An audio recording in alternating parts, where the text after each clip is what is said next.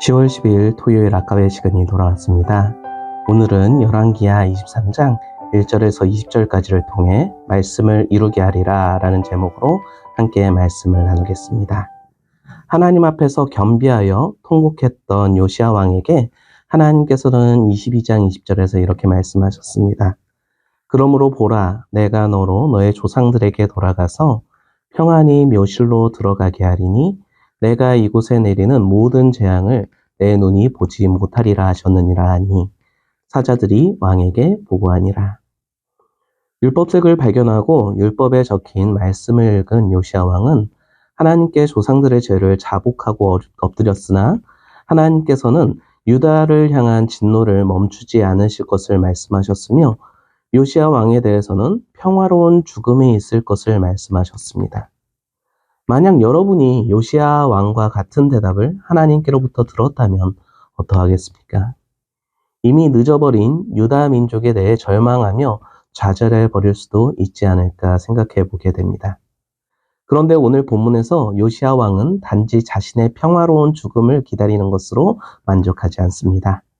오히려 자신에게 말씀하신 하나님의 자비에 대한 감사로서 자신뿐 아니라 백성들도 말씀을 따라 회심하도록 촉구하고 있습니다.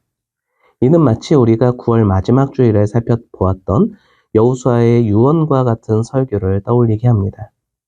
여호수아 24장 23절에서 여호수아는 이스라엘 백성들을 세겜으로 모으고 백성들에게 말했습니다. 여호수아가 이르되 그러면 이제 너희 중에 있는 이방신들을 치워버리고 너희의 마음을 이스라엘의 하나님 여호와께로 향하라 하니 이렇게 말한 여호수아와 같이 요시야 왕은 백성에게 촉구하고 있는 것입니다. 바로 하나님 앞에서 언약을 갱신하도록 요구하는 것입니다. 마치 여호수아가 한 것처럼 요시야 왕은 백성들을 모았습니다. 1절과 2절 말씀을 읽어드리겠습니다.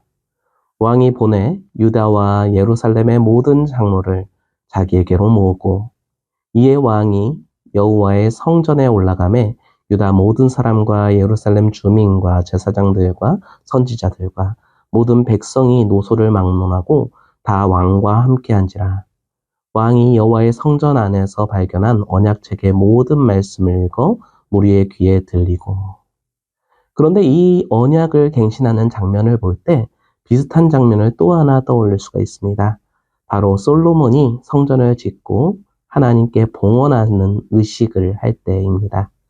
열왕기상 1장 8절 말씀을 읽어드리겠습니다. 이에 솔로몬이 여호와의 언약궤를 다윗성 곧 시온에서 메어 올리고자 하여 이스라엘 장로와 모든 지파의 우두머리 곧 이스라엘의 자손 족장들을 예루살렘에 있는 자기에게로 수집하니 솔로몬은 성전 봉헌식을 위해 왕, 장로, 제사장, 백성이 함께 참여하도록 하고 있습니다. 이처럼 요시야 왕 역시 장로, 제사장, 백성들을 불러 모았습니다. 그런데 여기에는 한 새로운 그룹이 등장하는 것을 볼 수가 있습니다. 바로 선지자들입니다. 요시야가 성전에서 율법책을 발견하고 하나님의 뜻을 분별하기에 훌다의 역할이 컸습니다. 그래서 병행 구절인 역대하 34장 30절에서는 선지자들이 등장하지 않는 반면 열왕기하에서는 유다 백성들로 언약을 갱신하도록 하는 데 도움이 된 선지자들을 강조하여 말하고 있는 것으로 볼 수가 있는 것입니다. 이렇게 백성들을 불러 모은 요시야 왕은 여호수아와 같이 백성들로 하여금 언약을 갱신하도록 촉구합니다. 3절 말씀입니다.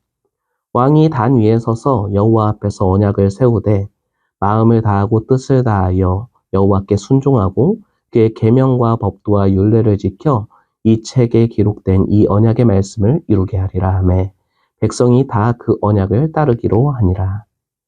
모인 모든 백성에게 하나님의 율법을 듣게 한 후 요시야 왕은 하나님과의 언약의 말씀을 이루게 할 것을 약속했고 백성들은 화답하여 그 언약을 따르기로 서약한 것입니다.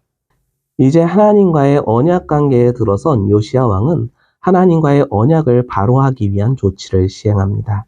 그것은 바로 유다와 옛 이스라엘 영토에서 우상의 숭배 장소와 기구를 제거한 것입니다. 독일의 카톨릭 사제이자 신학자인 노르베르트 로핑크라는 사람은요, 요시야의 종교개혁, 곧 우상 숭배 장소와 기구를 제거한 거에 대해서 10개로 나누어 말하고 있습니다. 첫째는 요시야는 사절과 같이 제사장들에게 성전에서 다른 신을 숭배하는 데 사용되는 모든 그릇들을 치우라고 명령한 것입니다. 성전에 우상들을 위해 만든 그릇들은 바로 요시야의 할아버지인 므낫세 왕이 한 일입니다. 그러나 요시야 왕은 그것들을 모두 내다가 불사르게 합니다. 둘째는 5절의 말씀인데요. 백성들이 우상을 숭배하는 산당을 지키는 제사장들을 패하게 하는 것입니다. 이들은 아마도 솔로몬 시대부터 승인을 받아 존재했던 자들로 볼 수가 있습니다.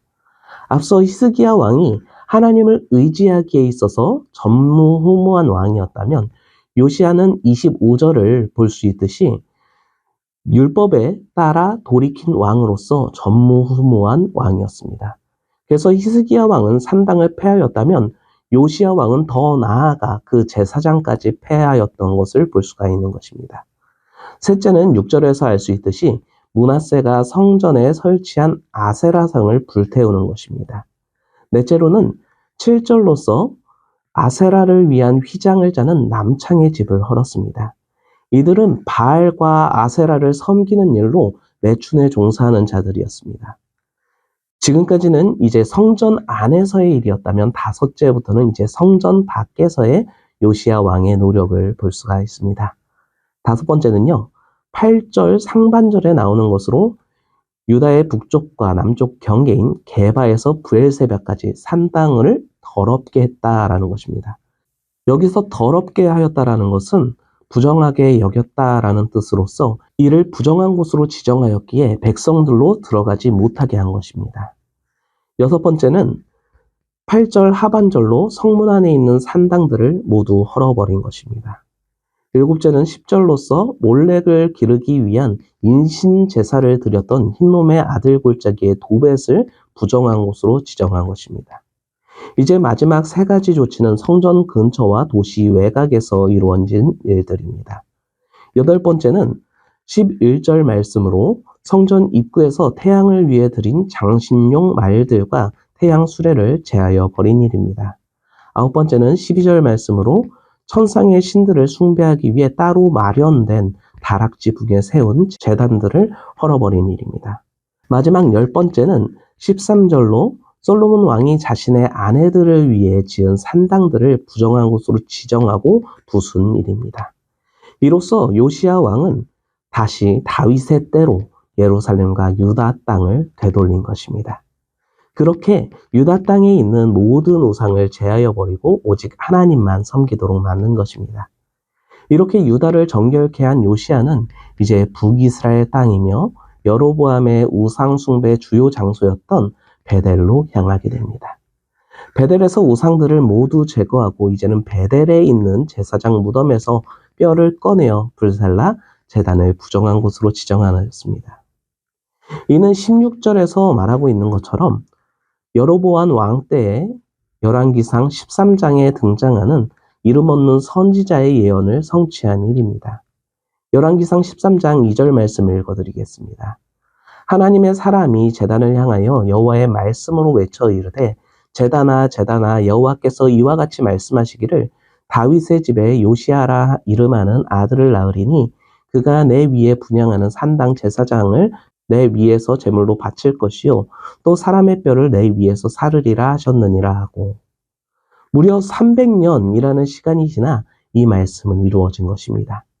그렇게 베델을 정결케 한 요시야 왕은 이어 사마리아 각 성읍의 산당을 다 제거하였고 산당의 제사장들도 숙청하여서 요시야 왕의 통치 구역이었던 남유다 땅만이 아니라 북이스라엘의 땅, 곧 이스라엘 왕국의 모든 땅을 정결케 하고 하나님만 섬기도록 다윗의 때로 되돌린 것입니다. 이 모든 일은 앞서 3절에서 살펴봤듯이 요시야 왕이 율법책에 기록된 언약의 말씀을 이루게 하기 위한 것이었습니다.